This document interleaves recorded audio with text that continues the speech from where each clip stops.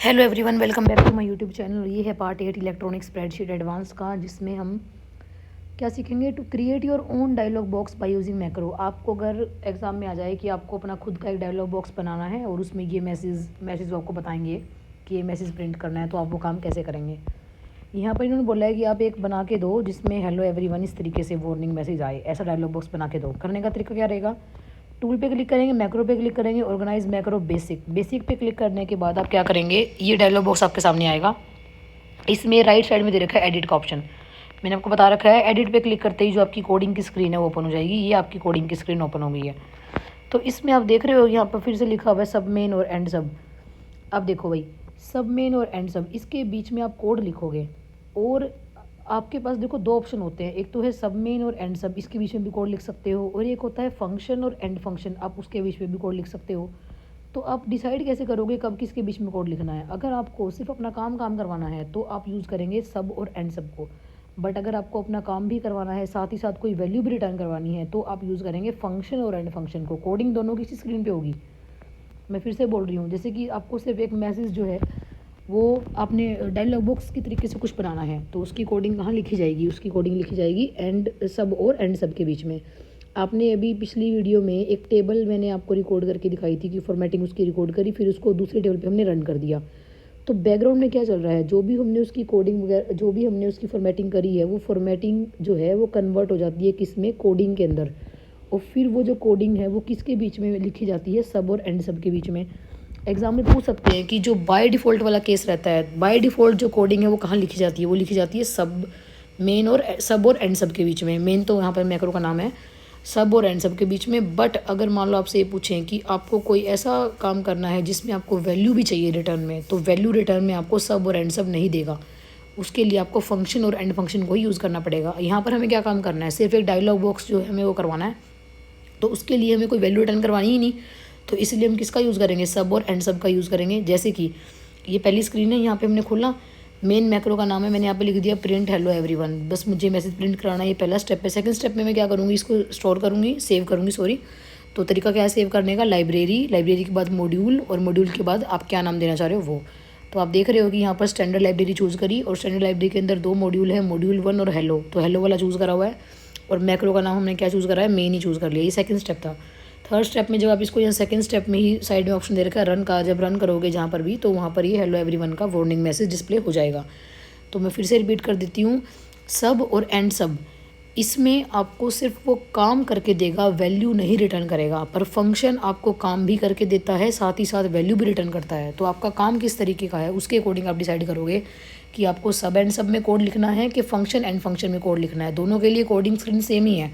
और अगर आपसे डिफ़ॉल्ट वाला केस पूछे कि बाय डिफ़ॉल्ट जो भी आप रिकॉर्डिंग वगैरह करते हो, कोई फॉर्मेटिंग रिकॉर्ड कर रहे हो, तो उसका सारा कोड कहाँ किस में स्टोर होता है बाय डिफ़ॉल्ट वाले केस में, तो वो आपका जाता है सब और एंड सब के बीच में। अब मैं आगे आपको एक वीडियो में इसका दिखा भी दूंगी प्रैक्टिकल इस तरीके से। फिर आगे आपका अगला topic macro as a function. इसमें क्या है कि आप मैक्रो को ना एक फंक्शन की तरह भी यूज़ कर सकते हो। फंक्शन का मतलब क्या होता है, जैसे कुछ बने बनाए फंक्शन होते हैं, सम है, एवरेज है, जो कोई हमारा स्पेसिफिक काम करके हमें देते हैं।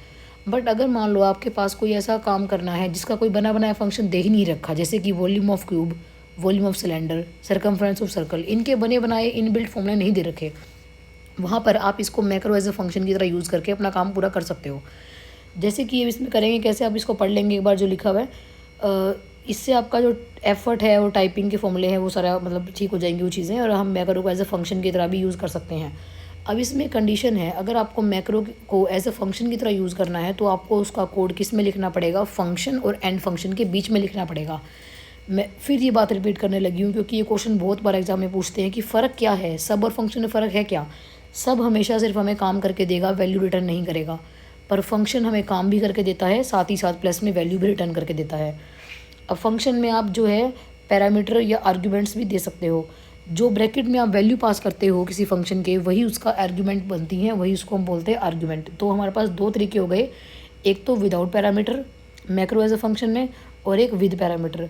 सिंटेक्स इंपॉर्टेंट है, सिंटेक्स आपके एग्जाम में पूछ सकते हैं कि लिखने का तरीका क्या है। लिखने का तरीका क्या है कि पहले आप एक वर्ड लिखोगे फंक्शन, उस फंक्शन वर्ड के बाद आपको देना है फंक्शन का नाम, जो भी नाम का, मान लो आप सरकमफ्रेंस नाम से बनाना चाह रहे हो तो फंक्शन नेम की जगह आ जाएगा सरकमफ्रेंस।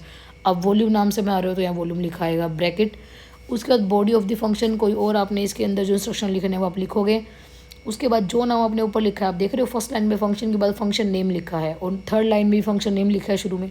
तो जो नाम आपने फंक्शन का दिया होगा वो नाम आएगा, इक्वल टू में उसका रिजल्ट आएगा कि रिजल्ट कैलकुलेट होगा कैसे, और फिर लास्ट में एंड फंक्शन। ये तो कॉमन है, हर एक उसमें रहेगा ही। इसको समझें एक बार थोड़ा एग्जाम्पल से। देखो हमने सब एंड सब के बीच में कोड नहीं लिखा क्योंकि हमें वैल्यू रिटर्न करवानी है, तो इसलिए हम किसके बीच में टेक्स्ट लिखेंगे अपना, फंक्शन और एंड फंक्शन के बीच में। आप टाइप करो फंक्शन, फंक्शन के बाद यहाँ इंटर के बाद ब्रैकेट लगी हुई है। इंट्रो क्या चीज़ है यहाँ पर, फंक्शन के बाद क्या चीज़ होती है, पढ़ो यहाँ से। फंक्शन के बाद जो लिखा होता है वो क्या होता है, फंक्शन का नाम होता है, उसके बाद ब्रैकेट अभी आती है। तो फंक्शन के बाद यहाँ लिखा हुआ है इंट्रो, यानी इंट्रो क्या हुआ, फंक्शन का नाम हुआ। फिर ब्रैकेट आती है उधर, तो यहाँ ब्रैकेट लगा दी। उसके बाद आता है कि body of the function. Body of the function में क्या आएगा, हमें सिर्फ जब हम बॉडी ऑफ द फंक्शन में हम क्या कर रहे हैं कि जब इस फंक्शन को कॉल करें तो क्या मैसेज प्रिंट हो। तो please like share and subscribe, ये लाइन आपकी प्रिंट होनी चाहिए। और जो नाम, जिस नाम से फंक्शन आपने ऊपर बना रखा होता है वही नाम नीचे आता है। मैंने आपको सिंटेक्स में दिखाया भी था कि फंक्शन नेम, अभी आप सेकेंड लाइन को देखो, थर्ड को देखो आप, कि जो ऊपर फंक्शन नेम है वही नीचे आएगा, इक्वल टू में रिजल्ट, कि वो क्या आंसर दे। तो वही है कि इसी नाम के इंट्रो हमने नीचे लिखा और रिजल्ट क्या दे जब इसको हम कॉल करें तो ये आंसर आए। एंड फंक्शन, फंक्शन नेम यहाँ पे क्या चल रहा है, इंट्रो चल रहा है। जैसे ही आप इसको रन, ये हो गया आपका विदाउट पैरामीटर वाला। तो रन करने का तरीका क्या है, आपने स्प्रेडशीट खोली हुई है, किसी भी सेल पे आप क्लिक करो, इक्वल का निशान लगाओ, आपने किस नाम से बनाया था, इंट्रो नाम से बनाया था, इंट्रो लगाओ, ब्रैकेट लगाओ और एंटर कर दो। जैसे ही आप एंटर करोगे तो मैक्रो एज ए फंक्शन की तरह रन करेगा और जो लाइन आपने वहाँ पे कोडिंग में टाइप की थी वही सेम लाइन जो है आपकी यहाँ पर आ जाएगी। मान लो आपको यही सेम फंक्शन कहीं और भी लगाना है, कोई और सेल खोलो, वहाँ पर फिर से लिखो इक्वल इंट्रो और ये ब्रैकेट लगा दो और एंटर कर दो, फिर वहाँ आ जाएगा। आप कितने ही सेल में इस वाले फंक्शन को कॉल करके ये सेम लाइन प्रिंट करवा सकते हो। तो ये हो गया आपका विदाउट पैरामीटर वाला, क्योंकि हमने यहाँ पर ब्रैकेट में कोई वैल्यू नहीं दे रखी है, इंट्रो खाली है, ब्रैकेट जो है खाली है उसकी। अगर आपसे ये पूछा जाए कि फंक्शन, अब आप, ये तो विदाउट पैरामीटर वाला था, अब मैं आपको दिखाने लगी हूँ सिंटेक्स उसका जो विद पैरामीटर है। तो ये देखिए विदाउट पैरामीटर वाला हमने सारा कर लिया, अब आ गया विद पैरामीटर वाला। विद पैरामीटर में हम क्या करते हैं, देखो फंक्शन, फंक्शन के बाद लिखा हुआ है सर्कमफ्रेंस, फंक्शन के बाद जो लिखा होता है वो क्या होता है, फंक्शन का नाम। यानी यहाँ पर फंक्शन का नाम क्या चल रहा है, सर्कमफ्रेंस चल रहा है। सर्कमफ्रेंस का फॉर्मूला क्या होता है, 2πr। कैलकुलेट कैसे होगा, 2 तो फिक्स है वैल्यू, पाई का मतलब कितना हुआ 22/7, या आप कह सकते हो कि 3.14। पर जो आर है रेडियस, वो तो आपकी चेंज होगी, हर बार न्यू आएगी। तो वो मैंने ब्रैकेट में लिख दी कि मैं इसको यहाँ पर पैरामीटर दूंगी, तो यहाँ ब्रैकेट में आर लिख दिया। कैसे कैलकुलेट होएगी, जो नाम आप फंक्शन के बाद लिखते हो वही आपको सेम नीचे लिखना होता है। तो मैंने लिखा सर्कमफ्रेंस इक्वल टू, कैलकुलेट कैसे करेगा, 2 मल्टीप्लाई, ये मल्टीप्लाई का निशान है, 3.14 इंटू रेडियस जो ऊपर ब्रैकेट में हमने पास करी है वो लेगी यहाँ पर, और एंड फंक्शन। हमने क्यों यूज़ करा फंक्शन यहाँ पर, क्योंकि यहाँ पर भी हमें काम भी करवाना है, साथ ही साथ मैं चाहती हूँ कि मुझे ये कोई वैल्यू रिटर्न करके दे। ठीक है, तो इसलिए इस वाले केस में भी मैंने फंक्शन और एंड फंक्शन के बीच में कोड लिखा। करें कैसे, जैसे मान लो ये टेबल है आपकी, यहाँ पर कुछ रेडियस लिखी हुई है 4 5 6 7 8, और मुझे इन रेडियस के ऊपर सर्कमफ्रेंस कैलकुलेट करनी है। मैंने सर्कमफ्रेंस का एक मैक्रो एज ए फंक्शन बना के रखा हुआ है, और बनाया कैसा है, विद पैरामीटर वाला कि विदाउट वाला, विद वाला बनाया है, क्योंकि इसमें रेडियस की वैल्यू चाहिए होती है।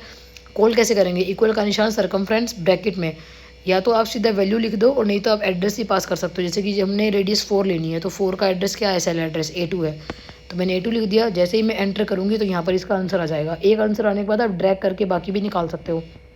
तो जैसे ही आ गया, एक आंसर आ गया 25.12, उसको मैं ड्रैग कर दूँगी नीचे तक तो सबके आंसर निकाल देगा, मैंने लिख भी रखा है। ये सर्कमफ्रेंस वाला था। अब मान लो मुझे एक और बनाना है वॉल्यूम वाला, तो वॉल्यूम का फॉर्मूला है, वॉल्यूम ऑफ सिलेंडर का बना रही हूँ मैं, वो है πr²h। तो रेडियस भी चाहिए, हाइट भी चाहिए। तो आप एक शीट में कई, मतलब जो कोडिंग की स्क्रीन है वहाँ पे और फंक्शन ही बना सकते हो, कोई ऐसी दिक्कत नहीं है। तो करने का तरीका क्या रहता है, पहले आप लिखते हो एक वर्ड, क्या, फंक्शन, फंक्शन के बाद क्या लिखते हो, फंक्शन का नाम। मैं चाहती हूँ कि थोड़ा अच्छा नाम दूँ, मीनिंगफुल नाम दूँ, कि पता लगे कि कभी मैंने कुछ ऐसा नाम दे दिया कि मुझे बाद में याद ही नहीं आ रहा कि मैंने उसका फंक्शन बना के तो रखा हुआ है पर किस नाम से बनाया है। इसलिए मैंने थोड़ा मीनिंगफुल नाम दिया वॉल्यूम।